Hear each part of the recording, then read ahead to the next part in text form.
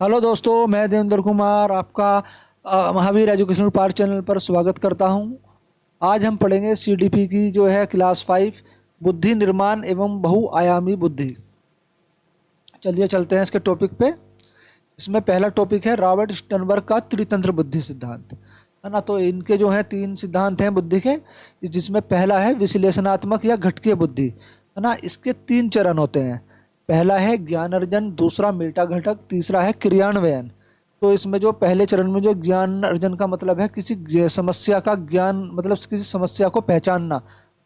जो समस्या हमारे पास आई है उस समस्या को पहचानना, उसके बारे में जानना ज्ञान अर्जन कहला सकता है। या कह सकते हैं कि भाई हमें जो है किसी बच्चे को जो है कि सड़क पार करनी है ना। वो सड़क पार करने जा रहा है तो रास्ते में एक कुत्ता आ गया बीच में, है ना। ये कुत्ता जो है, ये कुत्ता ही समस्या है। तो इसका ज्ञान मतलब इससे जो है मतलब हमारी समस्या क्या है, इस समस्या का पता करना जो है ज्ञान अर्जन कहलाता है। तो जैसे लड़के के सामने कुत्ता आया तो ये उसने जो ज्ञान अर्जन करा कि हाँ मेरे आगे कुत्ता आ गया, ये उसकी समस्या को उसने पहचान लिया, ठीक है ना। दूसरा है मेटा घटक। इसमें क्या होता है, यहाँ विचार प्रक्रिया जो शुरू होती है। अब मैं क्या करूं, मतलब अपनी समस्या को तो पहचान लिया, इस समस्या को हल करने के लिए क्या करूं।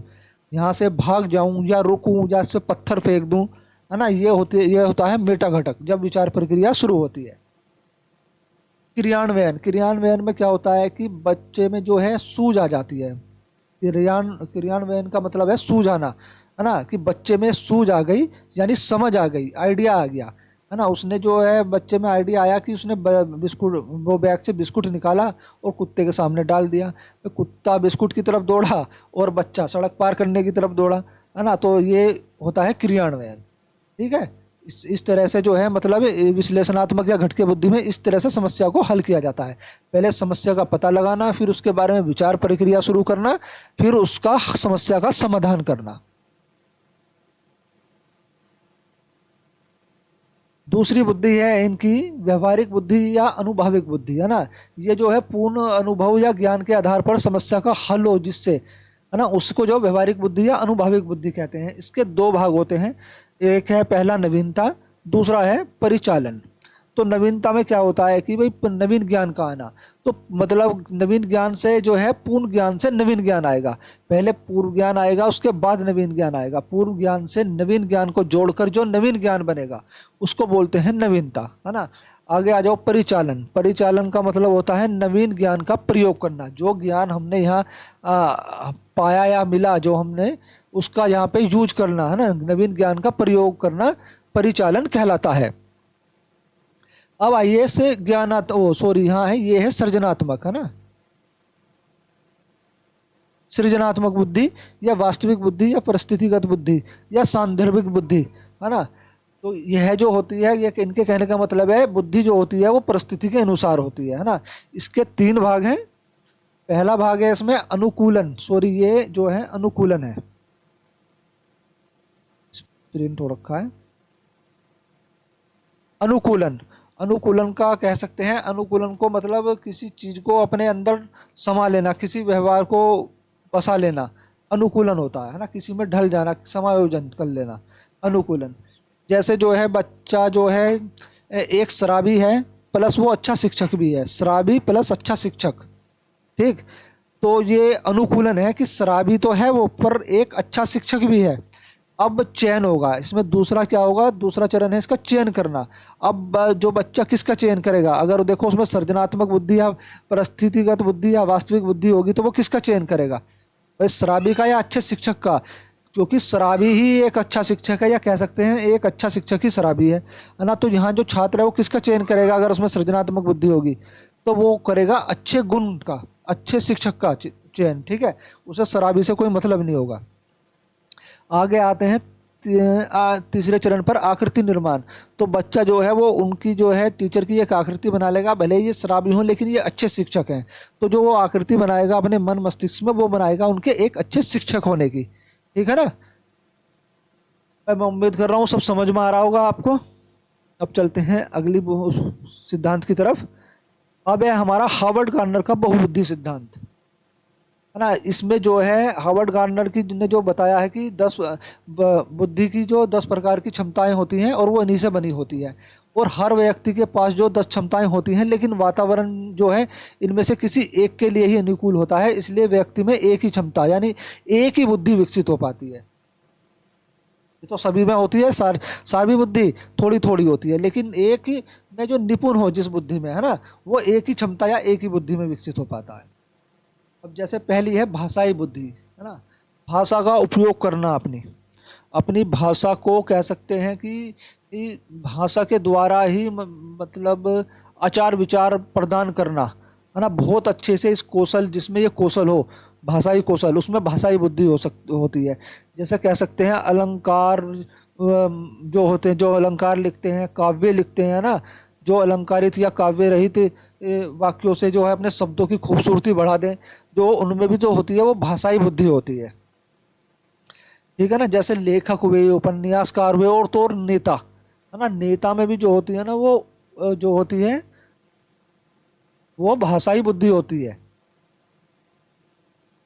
क्योंकि नेता नेता आपको पता है ना, झूठ मूठ के कितने झूठ बोलते हैं और सब जनता उनकी बातों में आ जाती है। ठीक है। दूसरी है हमारी तार्किक बुद्धि। तार्किक बुद्धि से मतलब है जिसमें तर्क करने की, समस्या समाधान करने की, है ना, और आलोचनात्मक चिंतन करने की, किसी के गुण दोषों के बारे में चिंतन करके उसकी मतलब उसके निष्कर्ष, किसी निष्कर्ष पर पहुंचने की ये क्षमता हो, उनमें तार्किक बुद्धि होती है। ठीक है। जैसे वकील हुए, गणितज्ञ हुए, वैज्ञानिक हुए, है ना, और इनमें जो है तार्किक बुद्धि होती है। अगली बुद्धि है स्थानिक बुद्धि। स्थानिक बुद्धि में कह सकते हैं मूर्तिकार, चित्रकार, नक्शा बनाने वाले, है ना, या जिनमें जो है स्थानों को पहचानने की, स्थानों के पैटर्न को समझने की समझ हो, उनमें जो है स्थानिक बुद्धि होती है। जैसे कह सकते हैं पानी के जहाज चलाने वालों में कैसी बुद्धि होती है, स्थानिक बुद्धि होती है। मूर्तिकार, मूर्ति बनाने वालों में कैसी बुद्धि होती है, स्थानिक बुद्धि। अब मूर्तिकार में इसलिए अब उसमें तार्किक बुद्धि मत कर देना, मूर्तिकार में स्थानिक बुद्धि इसलिए होती है, भाई कोई व्यक्ति मूर्तिकार मूर्ति बना रहा है ना, तो वो हाथ को हाथ की जगह तो लगाएगा, हाथ को पैर की जगह थोड़ी लगा देगा ना, तो उसे स्थान की समझ है ना, तो वो स्थान के पैटर्न को समझता है, तो इसलिए उसमें स्थानिक बुद्धि होगी। ठीक है। मूर्तिकार में, चित्रकार में, नक्शा बनाने वालों में, है ना, और तो और जो मिस्त्री होते हैं ना, राज मिस्त्री जो होते हैं, जो चिनाई का काम करते हैं, उनमें भी स्थानिक बुद्धि पाई जाती है। अब आते हैं गतिक बुद्धि। गतिक बुद्धि कह सकते हैं जिनमें जो है हम जैसे ड्राइवर, है ना, ड्राइवर हुए, पायलट हुए, या धावक हुए, दौड़ने वाले जो बच्चे, जो मतलब जिनका दौड़ने का ही काम है, जो रनिंग वगैरह कंपटीशन में सिर्फ जो दौड़ते ही हैं, है ना, इंटरनेशनल नेशनल लेवल पे दौड़े हुए हैं और दौड़ भी रहे हैं, या रनिंग कोर्स करा रहे हैं, रनिंग सिखा रहे हैं, है ना, इनमें जो गतिक बुद्धि होती है, ड्राइवर में गतिक बुद्धि होती है। गतिक बुद्धि से मतलब है कि जैसे कोई भाई ड्राइवर जो है बस चला रहा है ना, उसके सामने अचानक कोई आ जाए, कुत्ता आ जाए, बिल्ली आ जाए, या कोई गाड़ी वाला आ जाए, तो उसे कब ब्रेक मारने हैं, क्योंकि ब्रेक एकदम तो नहीं मार सकता ना, वह उसकी जो बस में है और भी पैसेंजर हैं, तो उस समय उसका बैलेंस बनाना उन सब का, है ना, और बस को रोकना या बस को दाएं या बाएं करना, है ना, तो ये जो जिनमें ये सब खूबी होती हैं, उनमें जो है गतिक बुद्धि होती है। अब आते हैं अंतर्वैयक्तिक बुद्धि। अंतर्वैयक्तिक बुद्धि कह सकते हैं आप, अंतर्वैयक्तिक बुद्धि जिस आदमियों में, जिनमें मौके के अनुसार ढलने की शक्ति हो, जो मौके के अनुसार ढल जाए, है ना, भाई किसी एक चीज़ के पीछे ही ना भागते रहें, मौके के अनुसार ढल जाएं। ठीक है ना। ऐसे व्यक्तियों में जो है अंतर्वैयक्तिक बुद्धि होती है। जैसे शिक्षक भी कह सकते हैं। ठीक है। शिक्षकों में संगीतीय बुद्धि, जैसा नाम से ही पता चल रहा होगा, संगीतीय बुद्धि। संगीतीय बुद्धि से मतलब है जिसमें जो है, जिसे संगीत से प्रेम हो, है ना, जो संगीत गाता हो, या संगीत लिखते हो या बनाते हो, है ना, जो या जो गिटार वगैरह, है ना, या तबले, या कोई इस तरह का बैंड हो, है ना, उनमें जो होती है गणितिक बुद्धि होती है। तो ये जो गायक हुए, संगीतकार हुए, इनमें जो होगी वो संगीतीय बुद्धि होगी।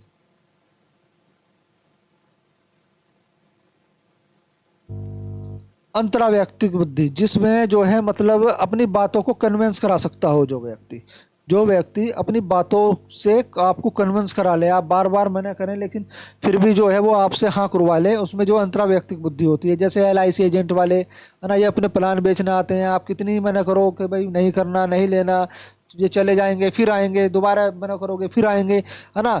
तो ये अपनी बातों से कहीं ना कहीं आपको जो है मतलब पटा ही लेते हैं, और एक छोटा सा तो चाहे इन्हें छोटी ही पॉलिसी देनी हो, ये दे जरूर देते हैं। ज़्यादातर केस में ऐसी होता है।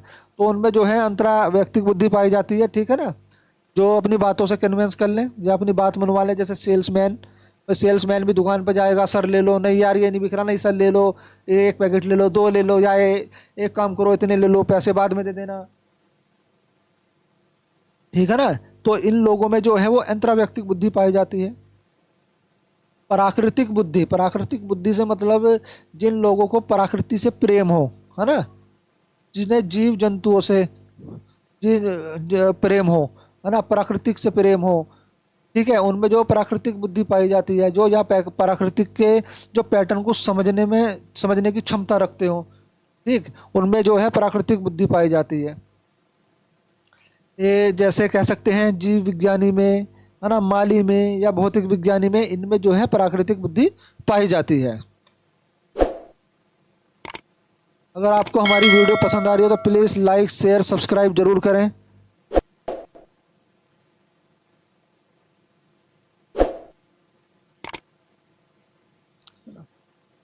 प्राकृतिक बुद्धि हमारी हो गई थी। अब आते हैं अस्तित्ववादी बुद्धि। अस्तित्ववादी बुद्धि जो होती है ये दो तरह के लोगों में होती है ना, ये दो तरह से कह सकते हैं। पहले लोग जिनका टारगेट केवल जीवन में जो है जीना हो, बस अपनी ज़िंदगी जीनी है, वो कैसे ही जीनी हो, मतलब उन्हें अच्छी बुरी चीज़ों से, है ना, उनके कई शौक कि हाँ भाई चलो हमें अच्छा घर अच्छी गाड़ी चाहिए, नहीं, उन्हें इन बात से कोई मतलब नहीं, बस उन्हें अपनी ज़िंदगी काटनी होती है, एक तरह से कह सकते हैं, है ना। ऐसे लोगों में जो है अस्तित्ववादी बुद्धि होती है, बस ऐसे लोगों को जीना है कैसे भी जीवे बस। जैसे कह सकते हैं कि भिखारी, है ना, या बहुत ज़्यादा गरीब आदमी, मजदूर आदमी बेचारे, है ना, वे जो बेचारे बस अपने जीवन जीने के लिए, रोटी के लिए ही कमाते हैं, है ना, इससे ज़्यादा तो वे जीवन में कुछ कर नहीं पाते। तो इनमें जो है अस्तित्ववादी बुद्धि होती है। और दूसरे वे लोग जो ये सोचते हैं कि ये नदियाँ क्यों बहती हैं, सूरज क्यों उगता है ना, रात क्यों होती है, सुबह क्यों होती है, मतलब ये वैज्ञानिक सोच, वैज्ञानिक दृष्टिकोण हो जिनका, उनमें भी जो है अस्तित्ववादी बुद्धि होती है। ये जो बुद्धि होती है ये वैज्ञानिक में और गणितज्ञों में होती है। अस्तित्ववादी बुद्धि दो तरह के लोगों में होती है, ठीक है ना, मैंने बताया आपको। जिनका टारगेट केवल जीना हो, भिखारी या बहुत ज़्यादा गरीब इंसान। और दूसरे वे लोग जो ये सोचते हो कि भाई ये सूरज क्यों उग रहा है, रातें क्यों होती है, सुबह क्यों होती है, या हवा क्यों चलती है, बारिश क्यों होती है, जिनमें ये वैज्ञानिक सोच हो, है ना। तो इनमें जो है अस्तित्ववादी बुद्धि होती है, ये वैज्ञानिक और गणितिक में होती है। चलते हैं अपनी लास्ट की, सॉरी अपनी क्या, स्टर्नबर्ग की, हार्वर्ड गार्नर की जो है 10वीं आध्यात्मिक बुद्धि की तरफ। जैसा ही नाम से पता चल रहा है भाई, जिनमें जो है धर्म के प्रति ज़्यादा गहरी आस्था हो, है ना, जो धर्म कर्म कांडों में रुचि रखते हों बहुत ज़्यादा, धर्म गुरु हों, है ना, पुजारी, मौलवी, पादरी, इन सब में जो है आध्यात्मिक बुद्धि पाई जाती है। और इस सिद्धांत की आलोचना भी हुई थी, है ना। आलोचना इसलिए हुई थी क्योंकि इसकी जो 10 क्षमताओं के कारण जो है इनका जो है बुद्धियों का मापन संभव नहीं था। तो इसलिए सिद्धांत की खूब मतलब कुछ विद्वानों ने जो है आलोचना भी करी थी। अब चलते हैं अपने लास्ट सिद्धांत की तरफ, डेनियल गोलमैन का संवेगात्मक बुद्धि का सिद्धांत, है ना। तो देखो संवेगात्मक बुद्धि का सिद्धांत क्या होता है, जिसमें जो व्यक्ति अपनी और दूसरों की भावनाओं को जानता हो, है ना, या दूसरे की भावनाओं को समझ सकता हो, है ना, उनका सम्मान कर सकता हो, उसका उचित प्रबंधन करता सकता हो, तो उसमें जो है संवेगात्मक बुद्धि होती है।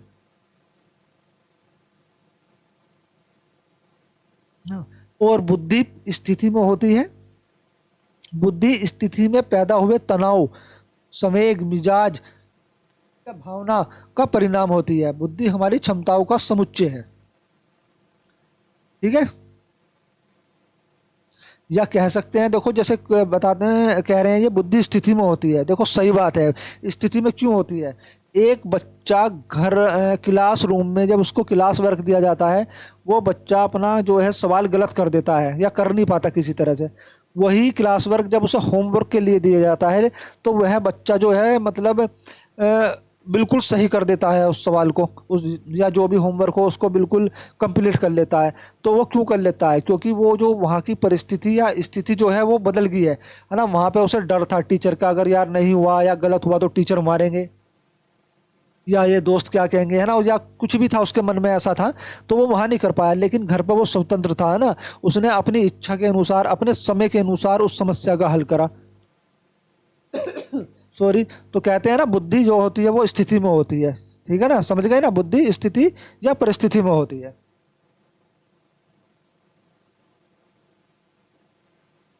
देखिए, संवेगात्मक बुद्धि के सिद्धांत है ना, सॉरी, तत्व, जिसमें ये पांचों तत्व पाए जाते हैं, है ना। जिस व्यक्ति में ये पांचों तत्व होंगे, उनमें जो है उस व्यक्ति में जो संवेगात्मक बुद्धि होगी।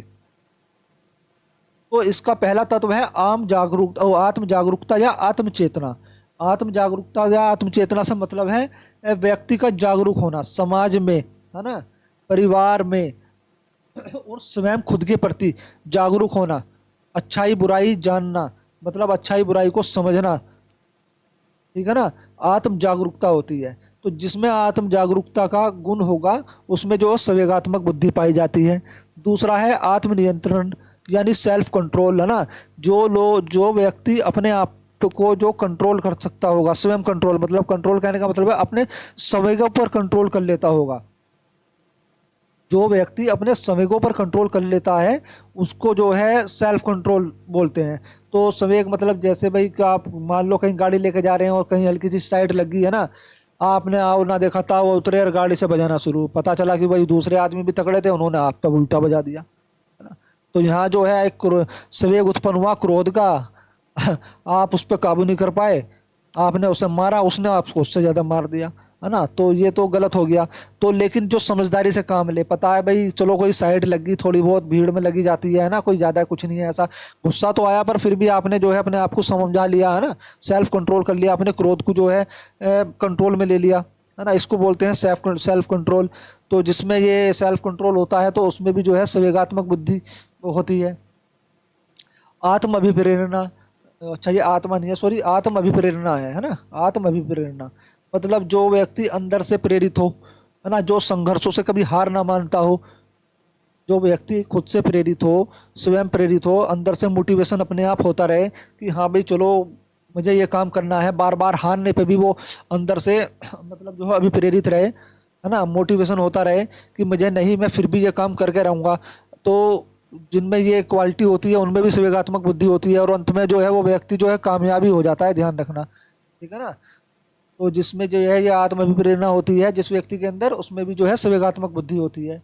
परानुभूति या समानुभूति, क्या कह सकते हैं जी, परानुभूति या समानुभूति में जो दूसरे के संवेगों को समझता हो, है ना, दूसरे की परेशानियां या संवेगों को समझता हो, महसूस कर सकता हो, जिसमें ये गुण होता है, तो उसमें भी संवेगात्मक बुद्धि होती है। भाई जैसे मान लो किसी का एक्सीडेंट हो गया, कोई व्यक्ति गया भाई, वो तो आईसीयू में सीरियस में है, वो हंसेगा थोड़ी वहां जाकर भाई अच्छा हुआ, हाँ मजा आया नहीं आया। ठीक है भाई, वो उसके संवेगों को समझेगा, भाई उसका घर परिवार इस टाइम तकलीफ में है, तो उसे जो है भाई हौसला देगा, है ना। मतलब जो है उसकी, कह सकते हैं भाई, उसका हौसला भी देगा, उसकी मदद भी करेगा, है ना, उसके प्रति समानुभूति भी दिखाएगा। तो जिसमें ये गुण होता है उसमें भी जो है संवेगात्मक बुद्धि होती है। और सामाजिक कौशल, जो व्यक्ति जो सामाजिक जीवन, मतलब सामाजिक जीवन जीने के जो कौशल हैं, जो नियम है समाज के द्वारा बनाए हुए, उनसे जो है उनके प्रति जो है संवेदनशील होगा, जागरूक होगा, उन नियमों का मान सम्मान करता होगा, उसके अनुसार चलता होगा, है ना। तो उस बुद्धि में भी मतलब सॉरी, उस तत्व में भी जिसमें मतलब सामाजिक कौशल के गुण है जिस व्यक्ति में, तो उनमें भी जो है संवेगात्मक बुद्धि होती है।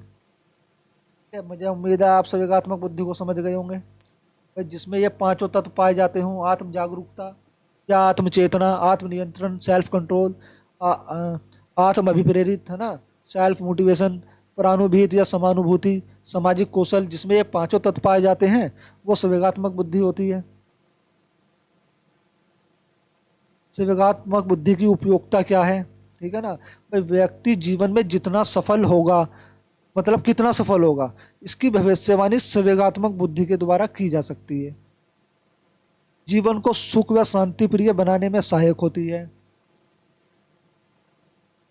विद्यार्थी के जो जीवन में है ना, विद्यार्थी जीवन में संवेगात्मक बुद्धि का बहुत ज़्यादा विशेष यानी विशेष योगदान होता है। संबंधों में प्रगाढ़ता लाने में भी संवेगात्मक बुद्धि का जो है बहुत ज़्यादा योगदान है। ठीक है, देखो अब ये लास्ट चैप्टर था, अब सॉरी ये बुद्धि जो है का चैप्टर जो है वो ख़त्म हो चुका। ठीक है ना, मुझे उम्मीद है कि भाई आप सबको जो है पूरा का पूरा चैप्टर अच्छी तरह से समझ में आया होगा। अगर फिर भी ना अगर कुछ कमी रही हो तो आप प्लीज़ कमेंट करके बताएं, फिर मैं अगली वीडियोस पे बनाऊंगा, हो सकेगा तो उसकी कमी जो है मैं पूरी करूंगा।